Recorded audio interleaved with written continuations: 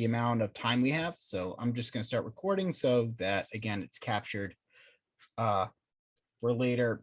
But I just want to talk very, very briefly about assignment 2.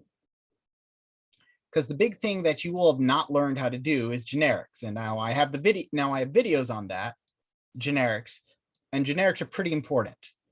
And we're going to be using them quite a lot. So, so let's just talk about this problem. There are 6 problems in this homework. Uniqueness check if all the items in a list are unique. That means that none of them are the same as any other. So you're going to need a nested loop to do that.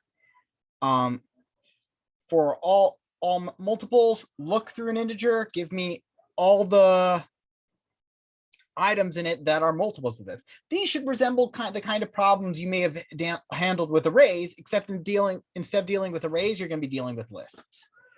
2.2 and 2.3 are by far the easiest, and 2.4 is by far the hardest.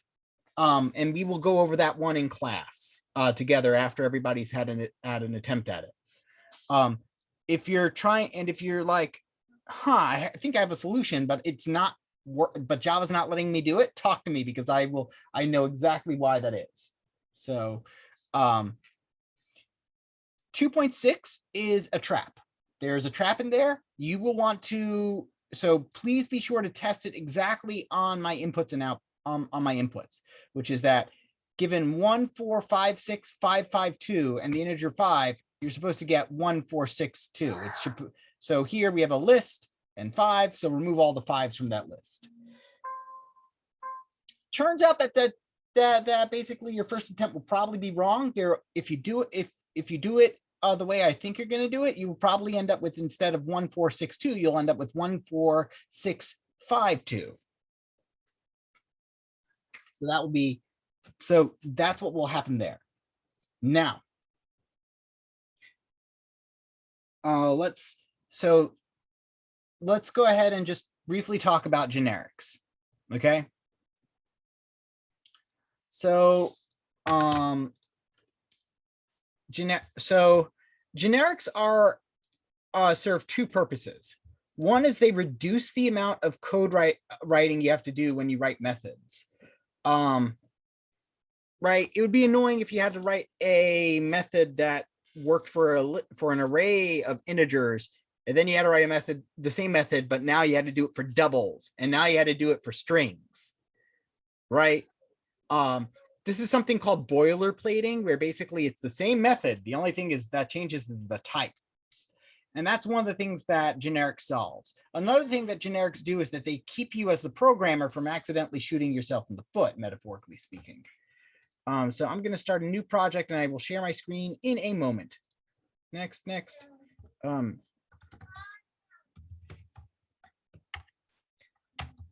Laser, it sounds like you're in distress. What's up?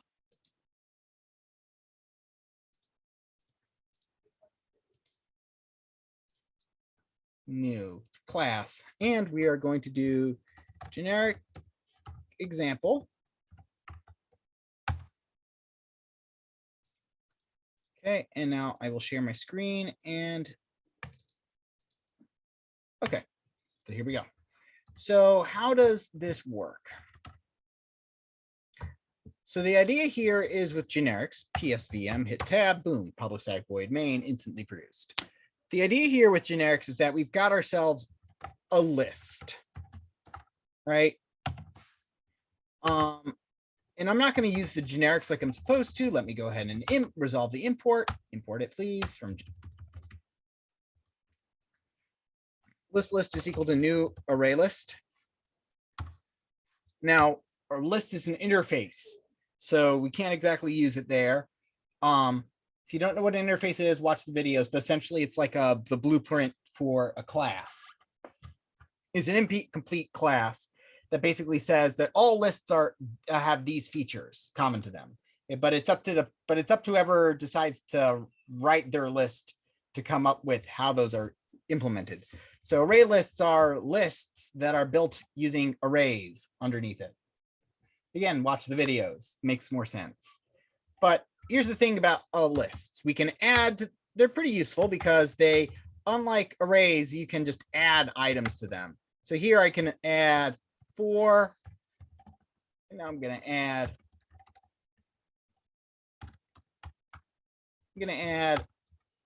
some other numbers to it, and I'll go ahead and now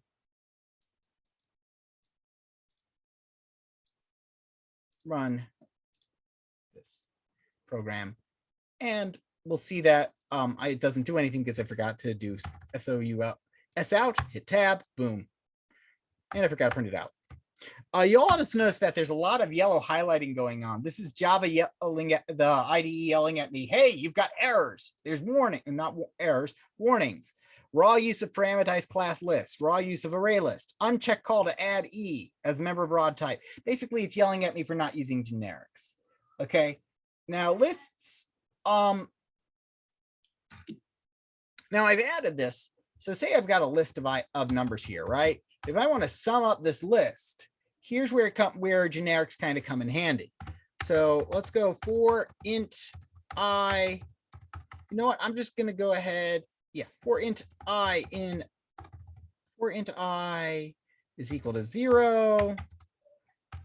I is less than list.size. And again, the lectures will cover like all these methods. Size just tells me how big it is. I++. This is just the same way I would go over an array, except instead of array.length, I have .size with parentheses. One of the most annoying features about Java, by the way. One of the most annoying features about Java. It's array.length. It's string.length with parentheses. And then it's any kind of collection that's an object, that size for everything else. In Python, if you want to know how big something is, you just simply do. That is literally the only thing I really hate about Java. Everything else is fine.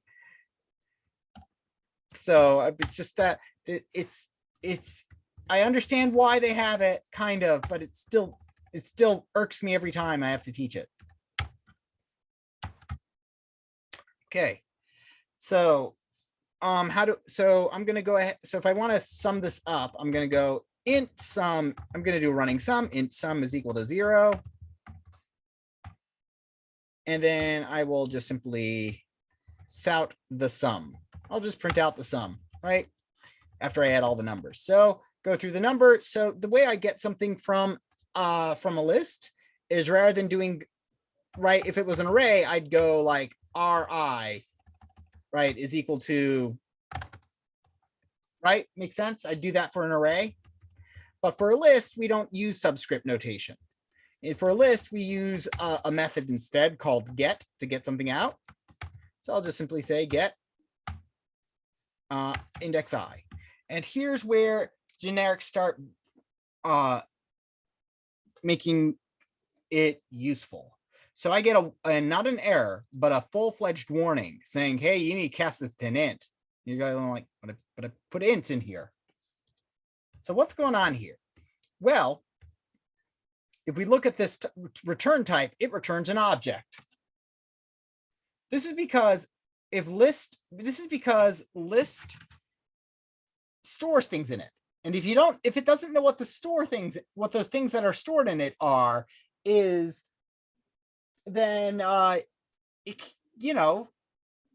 you put in a number, but I've got a short memory, and so do you as a human being. How do you know what you stored in it? So when you go to get something out, it's an object, because that's what the type that can hold anything is. So, okay, what I have to do in order to get this out is that I have to cast it to an int. I have to tell Java, okay, trust me. Now, this is the way that it worked in before Java 1.5, or otherwise known as Java 5. So, okay, I can print out my sum. Great. I didn't actually add the number, so sum plus equals number. Great. Okay. Now it works. Now here's the issue. Now here's their issue. What if I do this?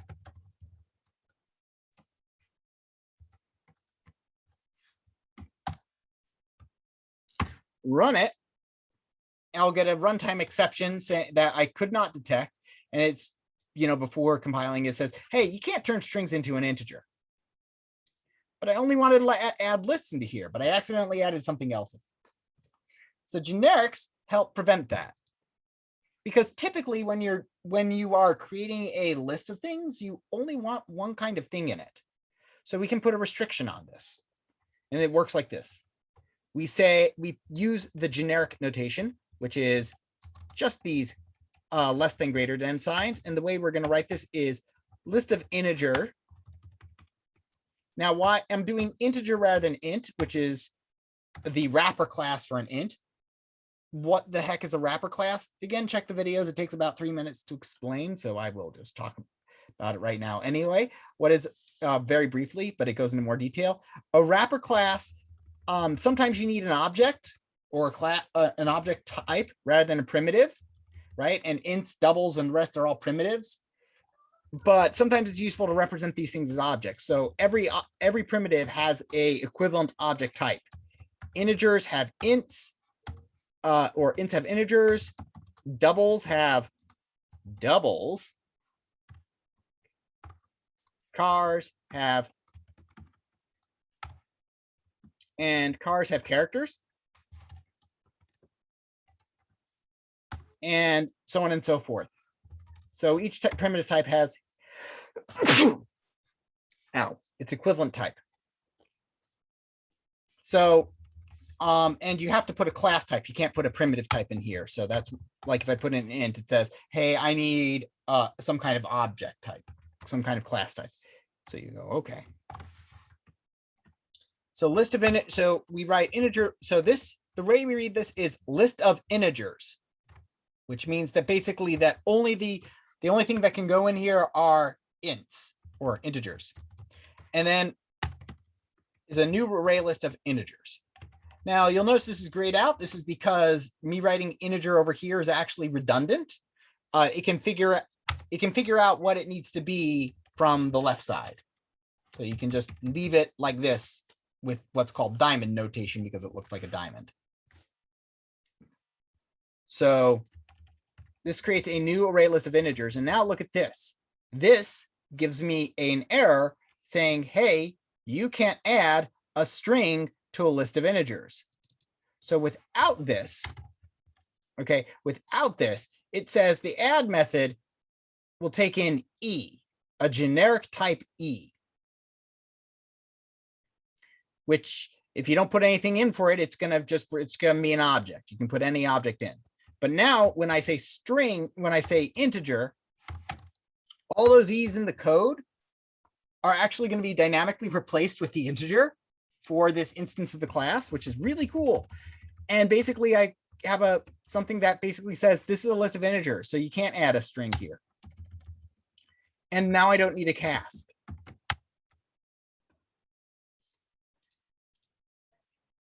Which is great. So you can create list of integers. You can also make sure that basically that this also works for methods.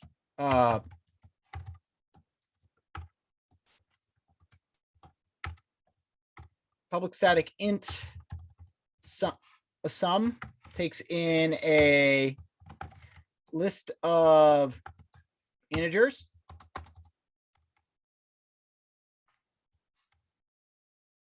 List. And this ensures that the list you get is only going to be a list of integers. And so now I can basically, I'll just copy this code over.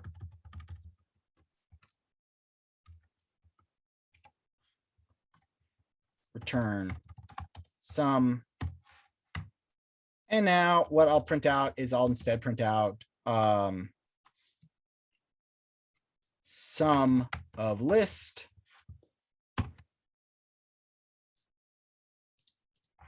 And then if I do list of strings,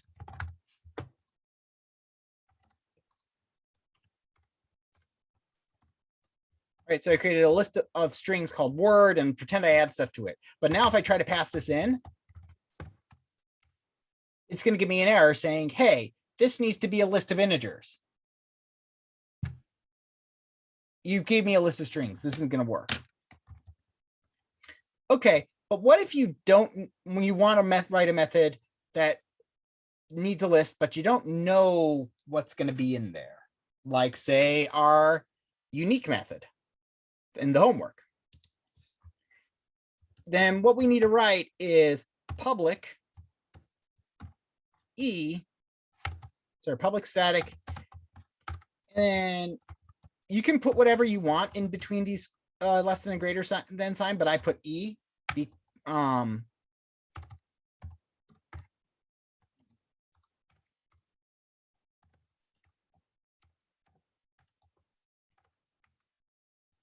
Is unique.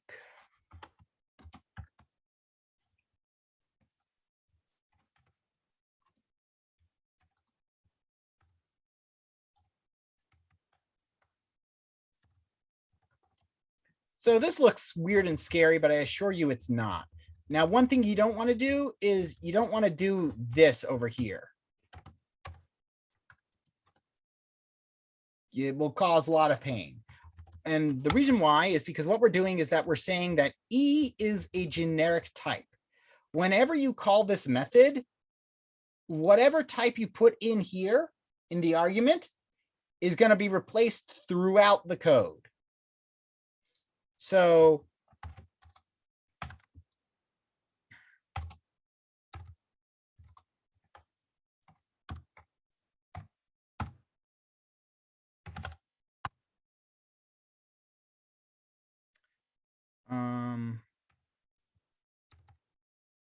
let's see. Is there a type? How do you know what type it is? Well, I always forget. Get class. I'm going to get item 0.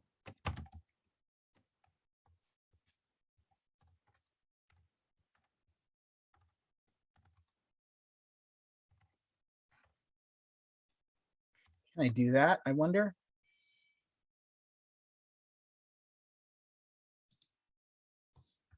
It does not like me doing that at all.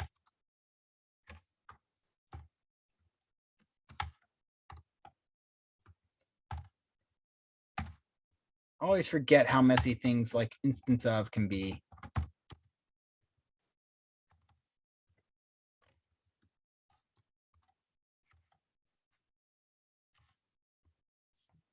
What is the clause for unexpected token?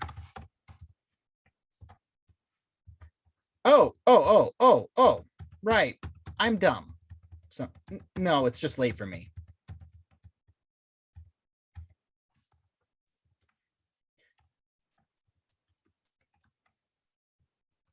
Okay. Item instance of, can I not do a generic class like that? Class E extends object.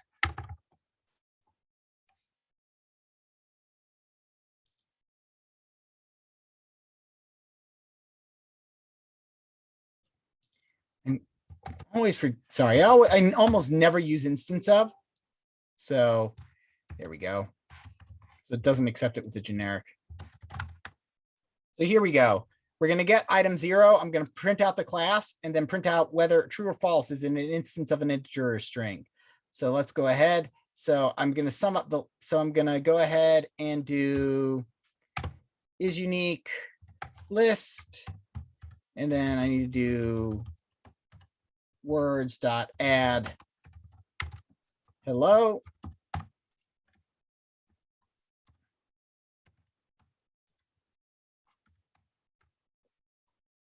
And what we see here is we're going to see that we get, okay, we passed in the list of integers.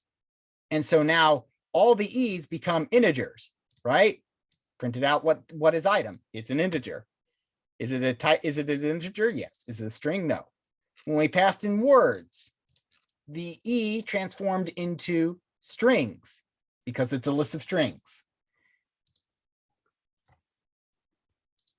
My video has more examples about this, so please watch them.